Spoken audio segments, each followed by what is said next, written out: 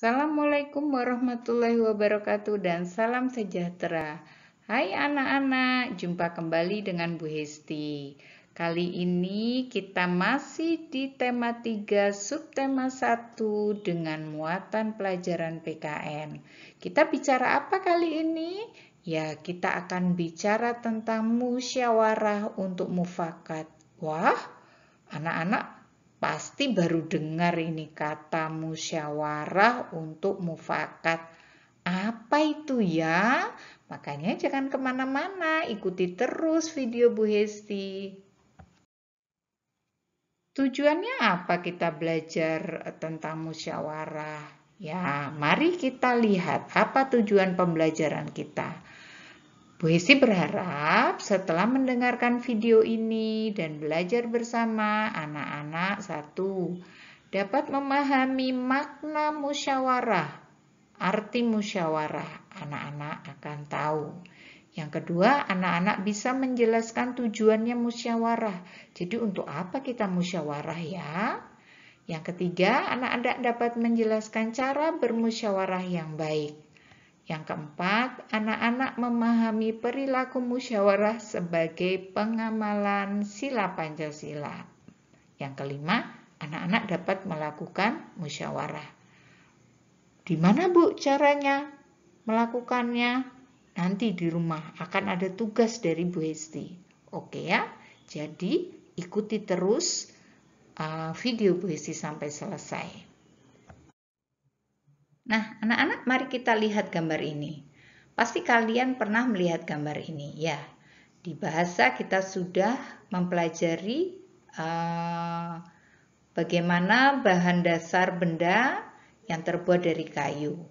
Kali ini yang akan kita bicarakan adalah bahwa kebutuhan akan kayu itu akan terus meningkat sepanjang kita masih menggunakan bahan-bahan yang terbuat dari kayu. Sehingga setiap tahun kita harus menebang banyak sekali kayu. Bahkan ada orang-orang yang menebang kayu tanpa izin dari pemerintah. Karena kayu itu sangat berharga anak-anak. Nah, sekarang apakah hal tersebut akan jadi masalah? Menurutmu jadi masalah enggak kalau hutan kita gundul? Ya, pastilah itu jadi masalah. Apalagi orang-orang yang menebang tanpa izin. Pasti mereka tidak akan menanam kembali. Nah, anak-anak, kalau itu menjadi masalah, dapatkah kamu mencari jalan keluar masalah itu sendiri? Menurutmu kamu bisa? Kalau menurut Bu Hesti tidak bisa. Bu Hesti akan kesulitan mencari jalan keluar sendiri. Oleh karena itu, Bu Hesti harus melakukan bersama orang lain. Kamu juga, kamu bisa melakukan bersama teman-temanmu atau keluargamu. Ya. Nah, sekarang ketika kamu melakukan bersama teman dan keluargamu, apakah menurutmu jalan keluar yang kamu temukan akan lebih banyak bila dibanding kamu lakukan sendiri? Ya, tentu saja jawabannya akan lebih banyak jalan keluar apabila kita bicarakan bersama orang banyak. Nah, lalu bagaimana caranya ya? Supaya kita bisa membicarakannya dengan banyak orang, lalu kita dapat membuat atau menemukan satu jalan keluar. Bisa anak-anak. Mari kita lakukan dengan cara bermusyawarah. Anak-anak, apakah kalian tahu apa itu musyawarah? Dari tadi Bu Hesti mengatakan musyawarah, musyawarah. Apa sih musyawarah itu? Musyawarah itu sama artinya dengan membahas atau berdiskusi atau berpendapat bersama dengan maksud untuk mencapai keputusan atas penyelesaian masalah. Atau bahasa sederhananya, musyawarah itu adalah berdiskusi bersama menemukan jalan keluar untuk masalah. Mencari jalan keluar untuk menyelesaikan masalah. Ya. Lalu apa tujuannya kita bermusyawarah? Karena musyawarah tadi itu untuk menentukan atau bisa menemukan jalan keluar dari masalah, maka apa tujuan kita bermusyawarah? Biasanya bermusyawarah itu kita akan punya pendapat yang berbeda-beda atau bermacam-macam. Tapi musyawarah itu kita hanya mengambil keputusan yang disepakati bersama. Jadi kita sekali lagi Bu Hesti sampaikan bahwa tujuan musyawarah itu untuk menemukan keputusan bersama. Keputusan yang disepakati bersama. Oke? Itu intinya.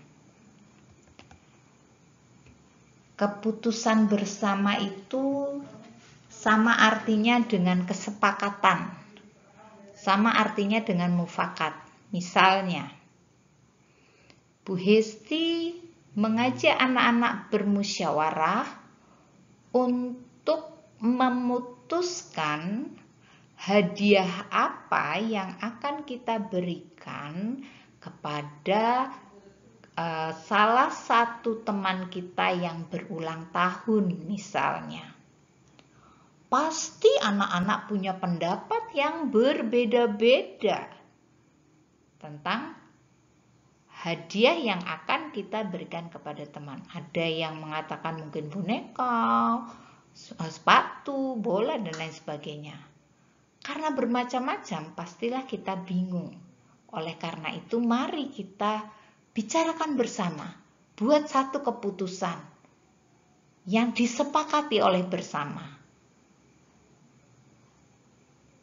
Nah, akhirnya mungkin disepakati, oh ya sudah, karena banyak pendapat yang sama, kita mengambil satu keputusan, yaitu kita belikan bola saja. Nah, keputusan bersama itu yang dinamakan kesepakatan atau yang disebut dengan mufakat. Jadi sama aja. Mufakat, kesepakatan, keputusan bersama itu sama artinya. Lalu bagaimana cara kita bermusyawarah? Ada tata caranya, Nak, dalam bermusyawarah. Bermusyawarah itu kan kita berkumpul bersama untuk membicarakan, untuk berdiskusi. Karena banyak orang, maka ada hal-hal yang harus kita perhatikan. Yang pertama adalah semua orang boleh memberikan pendapat atau saran atau usul. Ya. Kalau ada yang tidak memberikan pendapat, tidak apa-apa. Tetap kita hormati ya. Jangan nanti temannya ada yang nggak memberi pendapat lalu kamu marah. Kamu menegur, nggak boleh.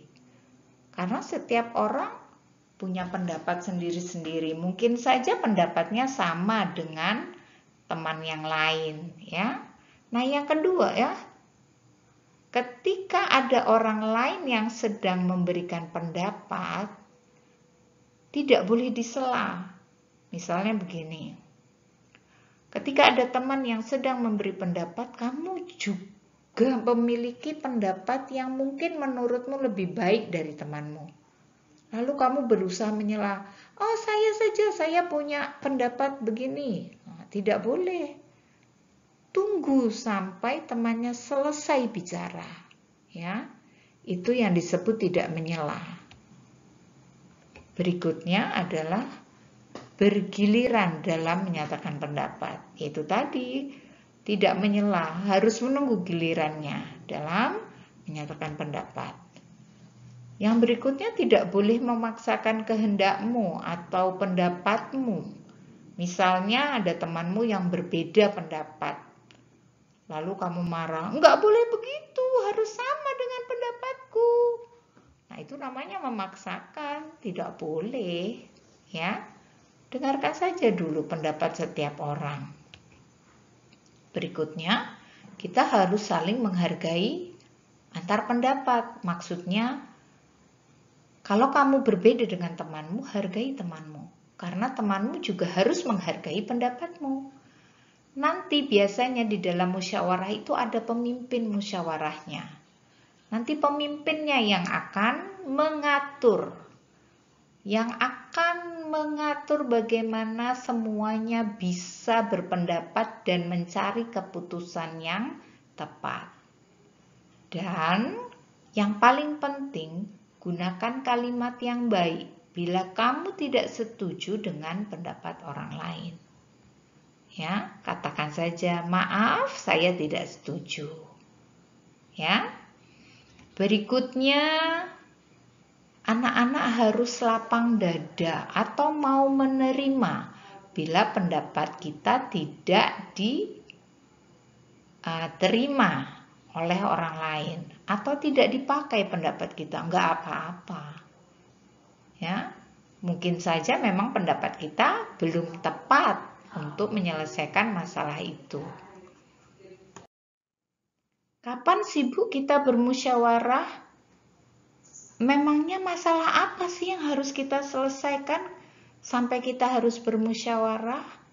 Nah, ini anak-anak juga perlu tahu. Masalah yang bisa diselesaikan dengan cara bermusyawarah itu banyak sekali. Ya. Biasanya adalah masalah-masalah yang berkaitan dengan kepentingan orang banyak atau kepentingan umum. Satu, ketika di rumah itu ada kepentingan umum, kepentingan untuk semua anggota keluarga. Yaitu contohnya pembagian tugas dalam membersihkan rumah. Karena kebersihan rumah adalah tanggung jawab bersama, maka perlu adanya musyawarah untuk membagi tugas. Kakak dapat tugas apa, adik tugas apa, ayah apa, ibu apa. Nah, itu bagus sekali kalau bisa dimusyawarahkan. Lalu misalnya menentukan tempat rekreasi bersama keluarga. Ayah yang akan memimpin musyawarah, memimpin diskusi. Bagaimana kalau di sekolah? Banyak yang bisa kita musyawarahkan. Misalnya ketika kita memilih ketua kelas dan wakil ketua kelas. Lalu membagi tugas untuk lomba-lomba di sekolah. Membagi tugas piket dan masih banyak lagi. Bagaimana bila di lingkungan? Ya, musyawarah bisa kita lakukan bila kita akan memilih ketua RT, kemudian pembagian tugas kerja bakti, persiapan pelaksanaan lomba-lomba, dan masih banyak lagi. Bila di pemerintahan, anak-anak kan pasti pernah mendengar ada pilkada. Ya, pilkada itu pemilihan pemimpin daerah. Contohnya pemilihan wali kota, bupati, gubernur, presiden bahkan, ya, atau membuat peraturan, membuat undang-undang di DPR, ya, DPRD. Nah, itu perlu musyawarah karena itu adalah masalah kepentingan umum atau kepentingan orang banyak. Nggak boleh diputuskan sendiri, nanti tidak adil untuk yang lain. Semakin banyak kita berdiskusi, semakin banyak pendapat yang kita dengar, nanti keputusannya akan lebih bisa diterima banyak orang. Ya, anak-anak melakukan musyawarah untuk mendapatkan kesepakatan atau mufakat itu merupakan sikap pengamalan sila keempat Pancasila. Ya, anak-anak tahu dasar negara kita adalah Pancasila, ada 5 sila, dan musyawarah ini adalah penerapan sila keempat. Nah, lambangnya yaitu kepala banteng. Bunyinya bagaimana? Bunyi sila keempat adalah kerakyatan yang dipimpin oleh hikmat kebijaksanaan dalam permusyawaratan perwakilan. Berarti, bila anak-anak bermusyawarah untuk mendapatkan kesepakatan atau bermusyawarah untuk mufakat, artinya anak-anak sudah menjalankan Pancasila, sila yang keempat yang berbunyi kerakyatan yang dipimpin oleh hikmat kebijaksanaan dalam permusyawaratan perwakilan. Oke anak-anak, terima kasih sudah mendengarkan video Bu Hesti. Mudah-mudahan bermanfaat untuk anak-anak dan menjadikan anak-anak menjadi anak-anak yang lebih baik. Bye, sampai jumpa.